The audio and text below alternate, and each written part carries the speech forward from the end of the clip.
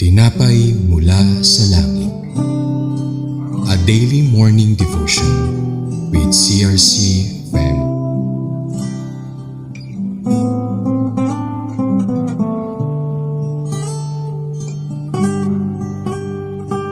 Isang mapagpalang umaga po sa ating lahat, mga kapatid sa Panginoon. Ako po si Brother George at welcome po sa ating programang Tinapay mula sa Langit, ang ating pang-araw-araw na pagdinilay sa salita ng Diyos. Sa bawat umaga, binibigyan tayo ng Panginoon ng bagong pagkakataon upang mapalapit sa Kanya at mapalakas ang ating pananampalataya. At ngayong umaga, ating pag-aaralan ang isang mahalagang bahagi ng aklat ng Ruth na may pamagat na Naomi and Ruth Return to Bethlehem na matagpuan sa Ruth 1 verse 19 to 21. Ngunit bago tayo magpatuloy, tayo po muna ay yumuko at manalangin. Panginoon, maraming salamat po sa panibagong umaga na iyong pinagkaloob sa amin. Salamat sa iyong pag-iingat at pagmamahal na hindi nagkukulang. Habang kami ay nag-aaral ng iyong salita, buksan mo po ang aming isip at puso upang maunawaan namin ang iyong mensahe. Naway ang banal na Espiritu ang gumabay sa amin at magbigay ng karunungan upang maisabuhay namin ang aming matutunan. Ito po ang aming dalangin sa pangalan ni Jesus. Amen. Basahin po muna natin ang Ruth 1 verse 19 to 21. Kaya't nagpatuloy sila sa paglalakbay. Pagdating nila sa Bethlehem, nagulat ang lahat. Hindi ba si Naomi ito? Tanong ng kababaihan. Sumagot naman si Naomi,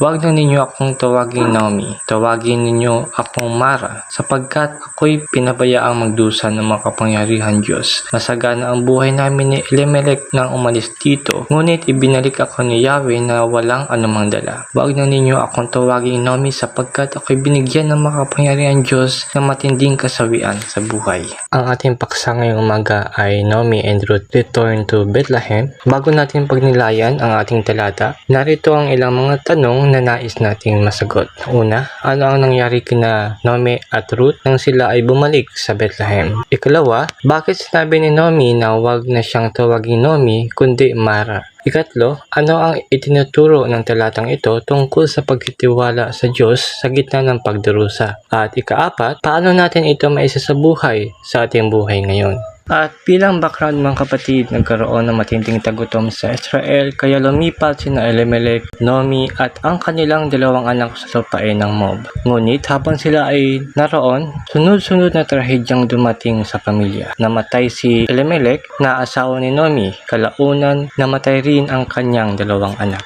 Sa isang iglap, naiwan si Naomi na walang asawa at walang anak.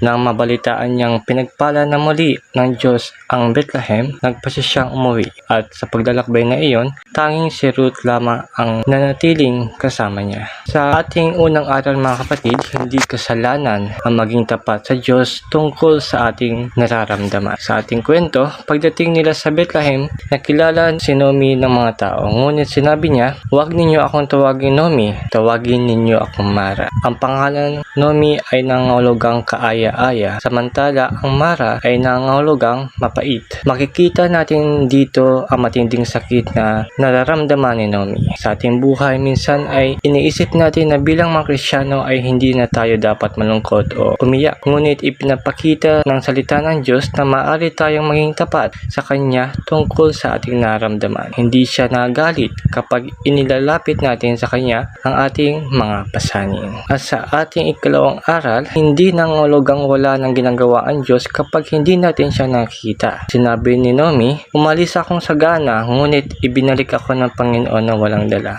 Sa pananaw ni Naomi, wala siyang natitira. Ngunit sa pananaw ng Diyos, nagsisimula pa lamang ang kanyang plano. Hindi pa alam ni Naomi na si Ruth ang magiging daan upang muli siyang pagpalain. Madalas din itong mangyari sa ating buhay. Kapag tayo ay nasa gitna ng pagsubok, iniisip natin na pinapabayaan na tayo ng Diyos. Ngunit ang totoo, siya ay kumikilos kahit minsan hindi natin ito nakikita. At sa ating ikatlong aral, ang Diyos ay may bagong simula para sa mga nagtitiwala sa Kanya. Ang pagbalik ni Naomi at Ruth sa Bethlehem ay hindi katapusan ng kanilang kwento. Ito ang simula ng panibagong kabanata. Kalaunan, si Ruth ay naging asawa ni Boaz. Nagkaroon sila ng anak na si Obed na naging lolo ni Haring David.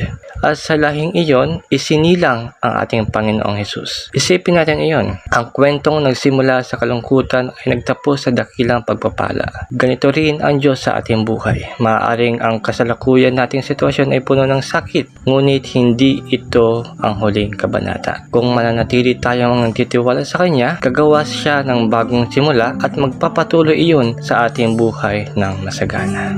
Bilang aplikasyon mga kapatid, sa ating buhay maaaring may iilan sa atin ang may mabigat na dinadala. Maaaring nawalan ng mahal sa buhay, maaaring nawalan ng trabaho, o kaya naman kulang ang sweldo sa pambayad ng mga bills, lalo na ngayon sa kuryente. Maaaring may sakit naman. Kaya naman ay may mga panalangin tila hindi pa sinasagot. Ngunit alalahanin natin na ang naging buhay ni Naomi. Akala niya ay tapos na ang lahat. Ngunit ang Diyos ay hindi pa tapos sa kanyang buhay. Kung may pinagdaanan ka ngayon, huwag mawala ng pag-asa. Maaring hindi mo pa nakita ang plano ng Diyos, ngunit siya ay tapat. Patuloy siyang kumikilos para sa ikabubuti ng mga nagtitiwala sa Kanya. At ang magandang gawin natin ngayon ay ang magpanalangin at bigyan tayo ng Diyos ng buhay na aayon sa Kanyang mga plano sa atin. At higit sa lahat, ang magtiwala tayo sa Kanya. Bilang conclusion mga kapatid, ang Ruth 1 verse 19 to 21 ay nagpapaalala sa atin na ang pagdarusa ay hindi nangangulugang iniwan tayo ng Diyos. Ang Diyos ay nananatiling tapat kahit sa pinakamadilim na yugto ng ating buhay.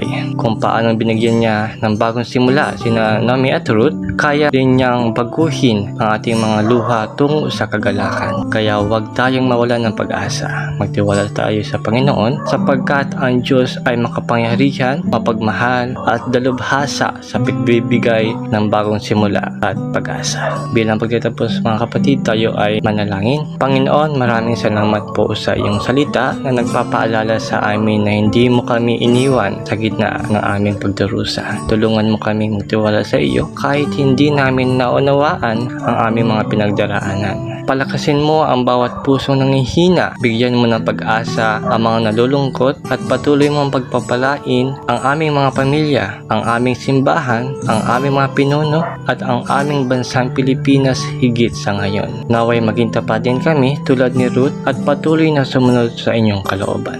Ito po ang aming panalangin sa pangalan ni Jesus. Amen. Maraming salamat po sa inyong pakikinig sa ating programang Tinapay Mula sa Langit. Naway ang ating pagninilay ngayong umaga ay naging inspirasyon upang lalo pa tayo magtiwala sa Diyos anuman ang ating pinagdaraanan. Hinahayaan namin kayong samahan kami muli bukas para sa panibagong aral ng salita ng Diyos. Hanggang sa muli, pagpalain po tayo lahat ng ating Panginoon. Magandang umaga po at ang Diyos ang patuloy na sumasa inyo.